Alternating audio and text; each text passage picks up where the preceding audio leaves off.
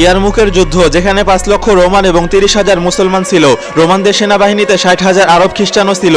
Roman সেনাপতি বললেন, আজ শুধু লোহায় আঘাত করবে, এবং 60,000 আরব খ্রিস্টান যুদ্ধের ময়দানে চলে আসে। হযরত খালিদ বিন ওয়ালিদ খবর পাওয়ার সাথে সাথেই হযরত আবু ওবায়দাকে বললেন, আমাকে শুধু 30 জন মুজাহিদ দিন, আজ আমি এই রোমানদের আমার ইমানি শক্তি দেখিয়ে দেব। হযরত আবু ওবায়দা বললেন, 60,000-এর মোকাবেলায় শুধু 30 জন, এটা ন্যায়সঙ্গত নয়, সুতরাং আপনি 30 জনের পরিবর্তে 60 জন মুজাহিদ নিন। আর এভাবে হযরত খালিদ বিন ওয়ালিদের নেতৃত্বে 60 জন মুসলমান 60,000-এর বিরুদ্ধে যুদ্ধে নেমে পড়েন। রোমান সেনাপতি জাবালা বিন আইহাম এই দৃশ্য দেখে বললেন, মুসলমানরা আমাদের ভয় পেয়ে আমাদের সাথে সন্ধি করতে আসছে। হযরত খালিদ বিন ওয়ালিদ বললেন, আমার একজন মুজাহিদ তোমাদের 1000-এর সমান। আর এভাবে 60 জন মুসলমান 60,000-এর উপর ঝাঁপিয়ে পড়ে এবং চোখের পলকে 60 জন মুসলমান 60,000 রোমানকে পিষে ফেলে। আল্লাহু আকবার। এই যুদ্ধে 5,000 রোমান নিহত হয়, আর যারা বেঁচে যায় তারা কোনো রকম জান নিয়ে পালিয়ে যায়। আল্লাহ আমাদের অন্তরে এই সাহাবীদের মতো ঈমান এবং চেতনা জাগ্রত করুন।